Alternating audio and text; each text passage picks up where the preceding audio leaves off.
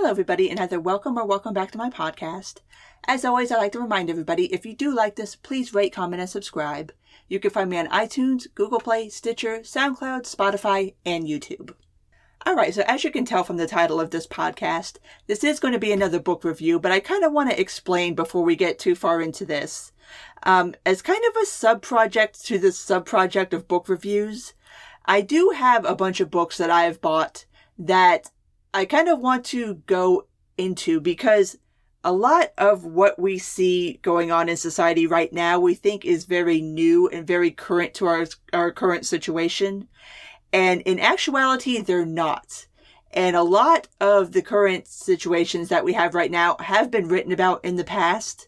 So as kind of part of a sub-project, I want to read some of these books and kind of see if looking towards the past and what has already been written about some of these situations can maybe help us going forward. So this is going to be the first book in that series. The title of the book is Kindly Inquisitors, and it's by Jonathan Rauch. And basically what this book deals with is kind of how to communicate not so much communicate, but kind of express ideas in the public forum. And the idea behind this, and just to back up a little bit, this book was originally published back in 1993. So not the oldest book in this series that I will be reviewing, but it is somewhat old now. It's definitely over, 25 years now since this was originally published. And it deals with a lot of the current things that we're dealing with today as far as expressing ideas in public and what would be the best way forward to kind of facilitate public discourse. And basically the idea is to apply something more along the lines of like the scientific method to public discourse, where the basic rules here, as outlined in the book, is that nobody has any final say. There's never any final definitive answer that can't be questioned, and that nobody is above questioning, and that nobody's opinion is any better than anybody else's. And to that point, it's not saying that, say, if you have a PhD in a topic, that a layperson's opinion is the same or equal to yours.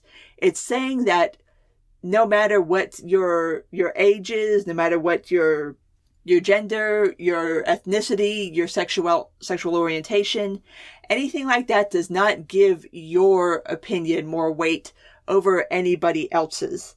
And in the context of this book, he's comparing it to Plato's idea of the philosopher kings and the idea that there would be a class of people who would basically sit around and think all day and come up with the big thoughts for society and then hand them down, and that's what everybody would go by, and there would be no questioning, there would be no discussion, there would be nothing of that sort. So that is where we're at with this, is this idea that ideas should be common to everybody, and everybody should have the same access to hearing ideas, to speaking on ideas, to giving their own opinions, to being able to have a discussion in order to make kind of society a much more robust, well-rounded thing where ideas are discussed. They're not shoved into like this little corner where they just kind of fester all on their own, but you actually bring these ideas, you bring them out into the light, you discuss them, you arbitrate them, you decide whether this idea holds up or not, and then you kind of go from there. Now, there are 2 chapters in the middle of this book that I think are some of the most important things that you can read, especially if you are interested in engaging with people who do not agree with you. And that is the chapter on the fundamentalist threat and the chapter on the humanitarian threat.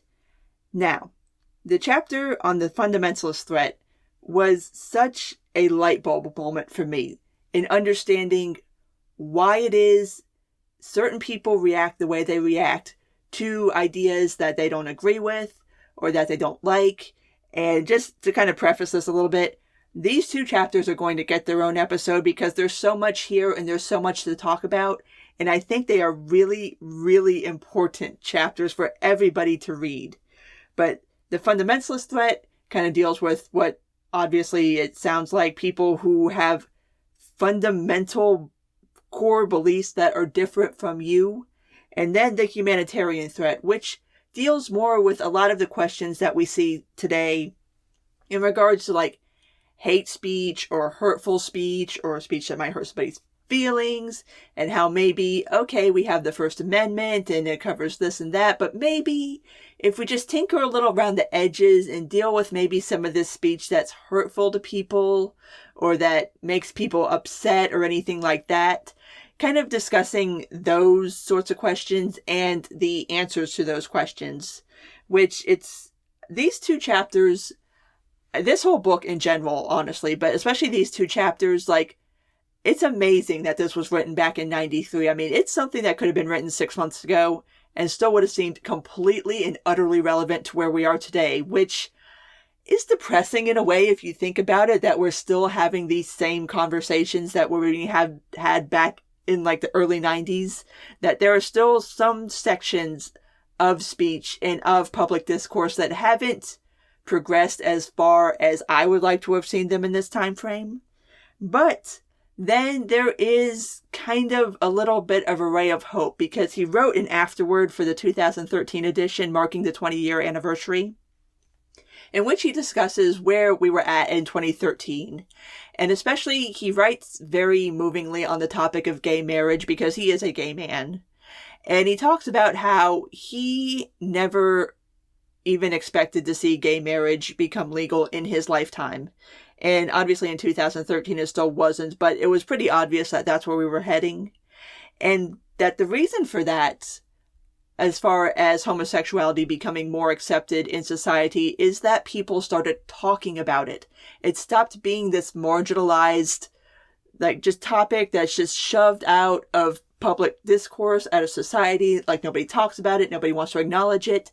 It was when we started to discuss it openly and to acknowledge that it exists and to start looking at these people and hearing their stories and realizing that, like, homosexuals aren't some sick weirdo perverts. They're just normal people like you and me, and they want to have the same things that we have.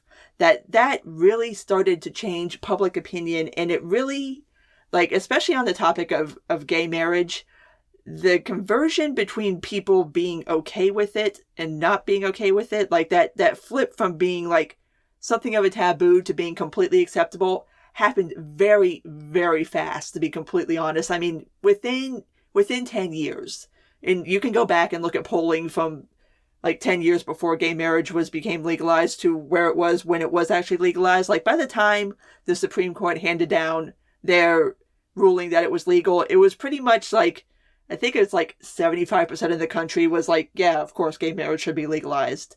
But kind of in the vein of that, discussing this, and in the way that taking ideas and bringing them forward and discussing them and kind of like having open, honest public discussions where nobody's being shut down and nobody's being told they're wrong, starts to bring about social change. And I think that is a very, very important point that we need to remember right now, especially since we're in this place where there's so much animosity towards certain people, and there's so many people that want to shut down public discourse, and even just as far as like deplatforming people, like getting people kicked off of speaking tours, shouting them down, getting their speeches, getting them canceled, everything like that, where it's this very illiberal thing that I think this book can really help you figure out a way forward to dealing with that sort of environment, and kind of give you some tools and some tips and ways to more effectively communicate with people who may not necessarily agree with you.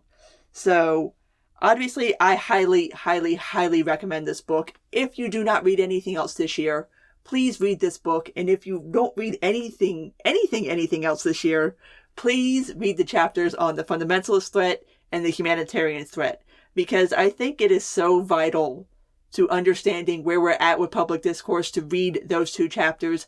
And hopefully you too will have the aha moment that I had when reading these chapters, and kind of give you a better idea going forward of how you can communicate with people. So I'm going to go ahead and wrap this up here. If you did like this, please rate, comment, and subscribe. You can find me on iTunes, Google Play, Stitcher, SoundCloud, Spotify, and YouTube. Take care, and until next time.